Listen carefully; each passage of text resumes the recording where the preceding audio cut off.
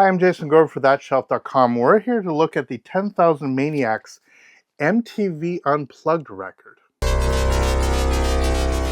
Big shelf. 10,000 Maniacs MTV Unplugged. This is not a record I ever thought I would actually, be diving into, but I'm actually very interested in actually giving this a shot. The whole MTV Unplugged thing, it's odd because so many people, decades after, generations after this stuff absolutely took place, associate certain artists so fundamentally with their unplugged performance. The Eric Clapton being one obvious one, but it's actually Nirvana. It's Nirvana's MTV performance, where some of their songs not only are definitive for many fans, but also just that performance really is one of the, by stripping out some of the trappings of the grunge stuff, the sort of heavier stuff, and actually kicking into slightly more acoustic instrumentation. I think a lot of people really dove much more deeply into what it was that Kurt and the boys were doing. I still, shocking, do not remain the largest of Nirvana fans, shall we say. But even I, reluctantly, but nonetheless, have to honestly say that it was a pretty phenomenal performance and one that has stood the test of time.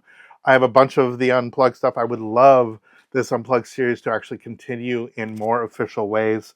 I have a Dylan Unplugged, MTV Unplugged, which has been out of print forever. It cost me a fortune. The Paul Simon one is definitely one I would actually love to see repressed. But just in terms of that series, it's really nice to see 10,000 Maniacs, a band I don't know particularly well at all. They were a big pop band, and I'm actually looking forward to sort of learning about stuff that at the time I would have absolutely completely dismissed. But nonetheless, I had the opportunity, but thanks to this record, to actually dive into the band and their music. One of the things that is interesting to me on the hype sticker is that it says here, their top 20 live album from 1993 on vinyl for the first time. Yeah, 1993 is how long ago this stuff was, because, welcome to my life. Includes their hit cover, Because the Night, which will be very exciting for me to hear, and 3 bonus tracks featuring a guy called David Byrne. I'm a big fan of him, so we will see how this actually plays out. Now, this will be weird, because obviously I could potentially go and find the actual video of this and actually respond to it that way. But weirdly, I think stripped from the sort of video performance and just listening to the musical performance, I bet I'm going to hear stuff from this band that I wouldn't have given as much attention to, A, on their records that were, mid-90s, early 90s, very heavily produced. Not necessarily a way that was great for my ears, but also by being relatively stripped down like this, I get a chance to actually hear their musicianship, divorced from any of the visuals. And so that is one of the things that I thoroughly am looking forward to. So as we crack this baby open,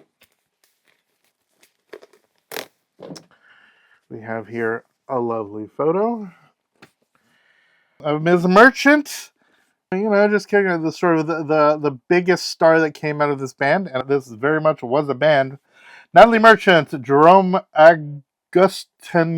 I really should practice this. I had it. Augustiniak, I believe. Rob Buck, Dennis Drew, and Stephen Gustafson.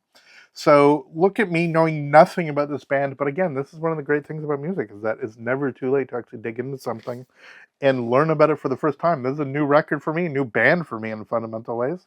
And here we are since 1993, me taking an opportunity to actually try to have open ears for it. The inside of the gatefold, nice shot, I assume, of rehearsal. Oops, on this side, rehearsal elements. Forgive the glare. And then here we have the various songs that they're doing and going through that way. These are days. Their big hit. E for Two, Candy Everybody Wants, I'm Not the Man, Don't Talk, Hey Jack Kerouac, What's the Matter Here, Gold Rush Brides, Like the Weather, Trouble Me Just About, Because of the Night by ye old Mr. Springsteen. And again, one of the things that MTV Unplugged did was a lot of these people who would show up and do the acoustic would actually play tracks that really meant a lot to them in this other environment. And that's where you have a Nirvana doing Bowie, for example, that so many people actually don't realize is a Bowie song. So very interested in that Springsteen cover. Stockton Gala Days, Noah's Dove, Let the Mystery Be, Dallas, and then they end with Jolene by Dolly Parton. Again, I would never have picked this up in the 90s when I was much too snobby about such things. But I am very, very interested in actually giving this a shot now that, I'm slightly more chill. Inside, we have Thank you very much to the masters, packagers. Paper sleeves that are poly-lined, which means the records themselves, by not being in straight up paper sleeves, should be in relatively good condition. Side 1, side 2, side 3, side 4. Yep. Just making sure. And then the record itself, yep, looks perfectly great. Nice sort of light blue, replicating the color on the inside and the outside of the cover. The records look perfectly great shape. And same on the other one. Standard black vinyl. But yeah, 2 solid vinyls. And again, man, I go back to some of the great records I have as the stuff from Rhino. And I love that there's a new push to stuff between Rhinos, the audiophile stuff they're doing, releases like this. This is stuff that sort of really is deserving to actually be for current collectors. And especially stuff this would not have been on vinyl at the time. Maybe there is a copy that would have been but an early to mid 90s vinyl. It was, you know, we were solidly in the CD phase now. So going back and giving people who have turntables the opportunity to add this to the collection, I think is a very smart idea. Let me yet again, every time we do a Rhino video like this, the Rhino handmade version of Aretha Franklin's Live at the Fillmore, the full 3-day set. Please. I'm just going to throw that in the middle of this video. Nonetheless, I want to give you a quick shout out to the band, 10,000 Maniacs, and I wanted to give a shout out to Rhino for putting this together. I'm looking forward to digging into it and taking a shot on it, and hoping that, divorced from all of my sort of cynicism about music during that era, that I'm going to actually hear and feel a lot of this music in a way, all these years later, in a way that I'm super anxious to actually enjoy. For thatshelf.com, I am Jason Gorber. Thank you so much for watching. Follow us on social media. Please subscribe, click the bell, all that stuff.